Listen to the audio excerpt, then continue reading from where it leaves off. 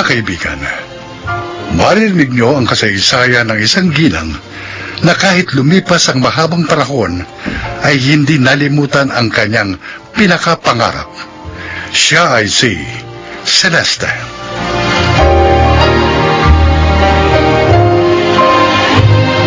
Dalawang anak namin ang yumao kong asawa, sina Raquel at Jomar. Sa awa ng Diyos, naitaguyod ko silang mag-isa. Yon ay dahil na rin sa mga kabuhayang naiwan sa akin nang nakilala kong mga magulang at nang yumao kong asawa. Masaya naman ang aming buhay hanggang sa humina ang aking katawan. Kaya naipasya namin na bumili ng bahay sa probinsya.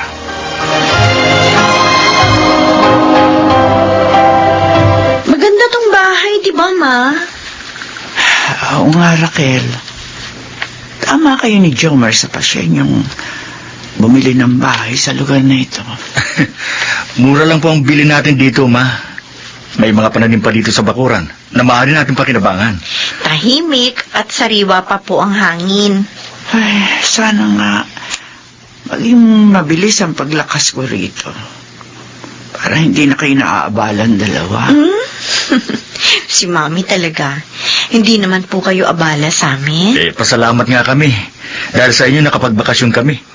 Mula kasi na makapagtapos kami, puro trabaho na inaasikaso namin. Masyado kasi kayo masipag. Maiba ako. Ano yung iba nalaman ang tungkol sa lugar na ito? Sa isa ko pong kaibigan na taga rito, Ma. Si Primo.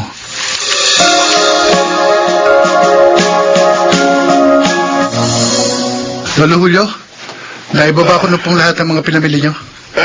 Salamat sa iyo, Primo. Wala akong ano man yan.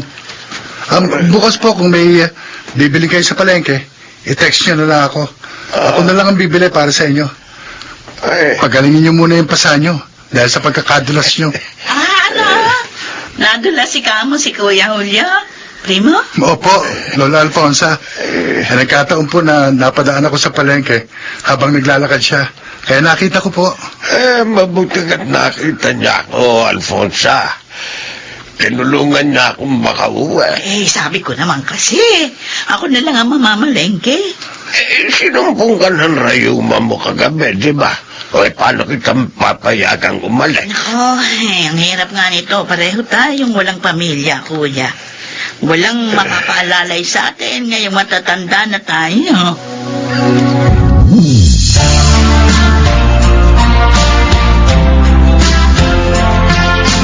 Jomar, tinawagan mo na ba yung kaibigan mo? Oo, Ate Raquel. Kagabi pa. Tinext mo nga rin bago ko tinawagan para hindi niya makalimutan. Bakit wala pa? Magandang mag-beach habang hindi pa masyadong mainit. Excited ka na masyado, ha? Hintayin na lang natin. Parating na yun. Baka may inaasikaso lang kaya na late.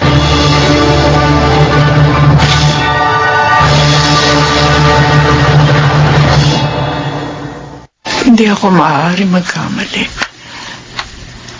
Dito talaga yun. Kumusta na kaya sila? Narito pa kaya sila? Mami? Bakit kayo umiiyak? Raquel, ikaw pala. May naalala lang ako, anak. Pwede ko po bang malaman kung ano yun? Ang aking nakaraan. Ho? Dito ako lumaki. Sa probinsyang ito. 10 taon ako noon nang ialis ako dito ng lolo at lola mo. Bakit po kayo umalis dito? Makinig ka. Kukwento ko sa iyo ang lahat.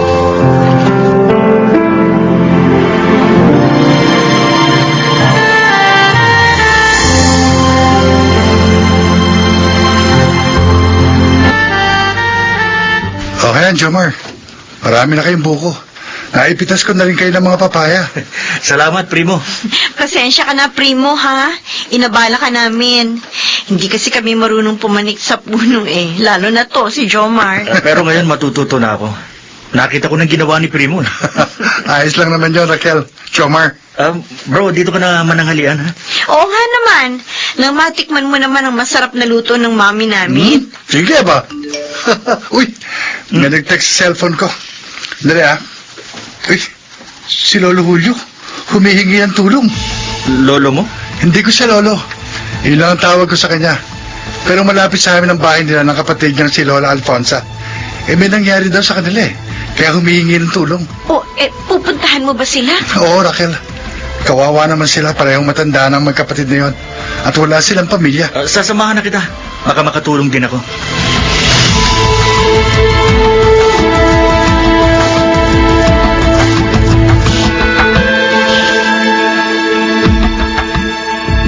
Napainom na po namin ang gamot si Lola Alfonsa. Salamat, Primo. Buti na lang at dumating kayo agad. Wala na kasi kaming gamot niya. Hindi ko siya naibili dahil wala na akong pera. Marami na pong gamot ngayon ng kapatid niyo. Mahal pala yan, Lolo. Oo, kaya nga hindi ako makabili ng marami. Ito pong kaibigan ko si Jomar ang bumili ng marami para kay Lola Alfonsa. Salamat sa iyo, Jomar. Okay lang po. Pagpalain ka ng Diyos. Ayos lang po yun, Lolo. Ay, teka, may itatanong lang pala ako. Ano yun? Iyon pong kwintas na suot ninyo ni Lola Alfonsa? Ito na lang ang alaalang naiwan sa amin ng aming mga magulang.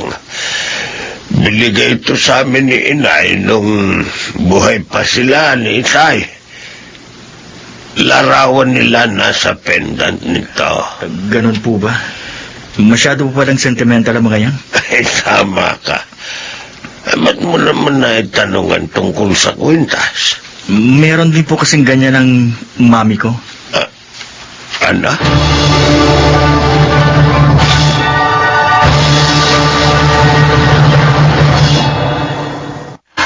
Totoo ba yung sinasabi mo, Jomar? Opo, mami.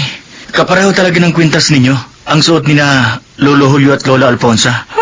Sabi pa nga nila, picture ng parents nila ang nasa pendant ng kwintas. Diyos ko. Mami, sabi niyo sa akin, Julio at Alfonsa ang pangalan ng mga kapatid niyong napawalay sa inyo. Anak. Kapatid? Di ba wala naman kayong kapatid, mami? Jomar, ampun lang ako ng kinagisnan niyo lolo at lola. Kinuha nila ako sa mga kapatid ko. Dahil hindi sila magkaanak. Ha? Kung ganun, posibleng kapatid niyo sina Lolo Julio. Sa mga information na sinabi mo, malamang na sila na nga ang mga kapatid ni Mami. Ang mga kapatid ko. Ang tagal kong pinangarap na muli silang makita. Mami, para makatiyak tayo, ipa-DNA test po natin sila.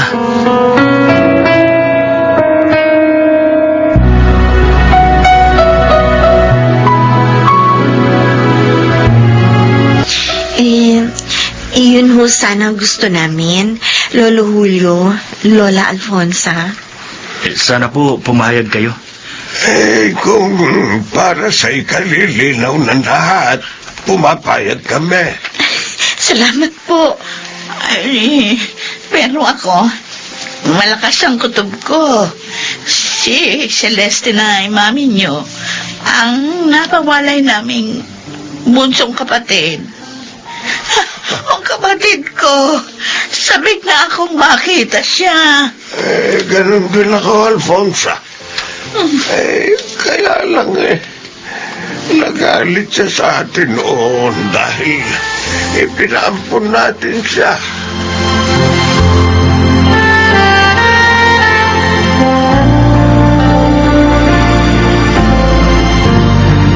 Mami, malalim na ang gabi. Matulog na kayo. Maaga pa ang lakad natin bukas. Hindi na ako makapaghintay, anak. Gusto ko na mag-umaga. Sabik na akong malaman ang resulta ng DNA test. Excited na nga rin po ako, Mami. Pag nagkataon, magkakaroon na kami ng tita at tito ni Jomar. Pero, alam nyo, nag-aalala po si Lolo Julio. Bakit? nagalit daw ho kayo sa kanila. Lalo na sa kanya, noong ipaampon nila kayo.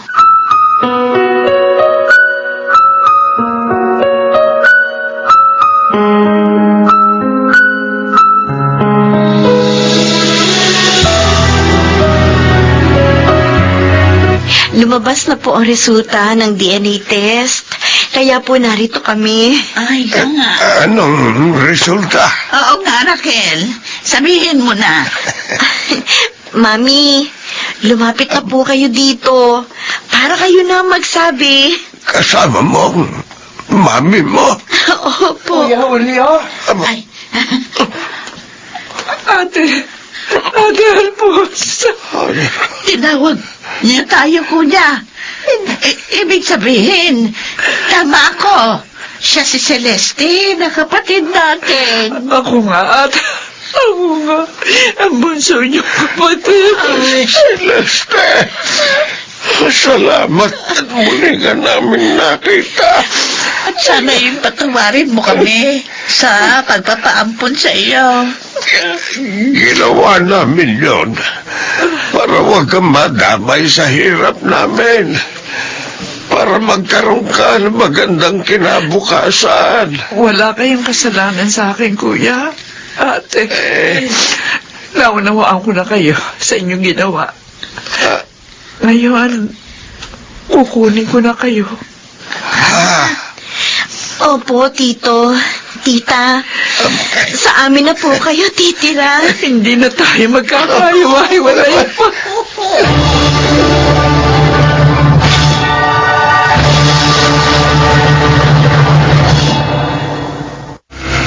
Nagpapasalamat ako sa Diyos. Dahil kahit matatanda na kami, sa mga huling panahon namin dito sa mundo, ay muli kami nagkasama-samang magkakapatid at maligaya. Ako si Celeste at ito ang aking buhay.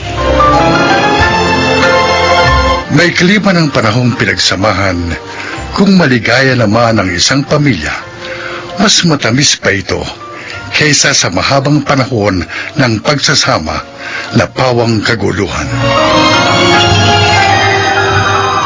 Mga nagsiganap, Rosana Villegas, Lionel Beramin, Chiquit del Carmen Amor, Maynard Landicho, Phil Cruz, at Susan Robles sa papel na Celeste. Naglapat ng angkop na tunog Jenny Mutia, sa musika Buboy Salonga, supervisyong teknikal Eric Lucero at Bong Muyar, creative consultant Phil Cruz, production assistant Anching Cruz.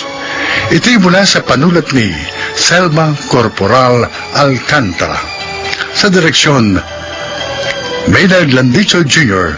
at June Martin Legaspi. Ito ang aking buhay.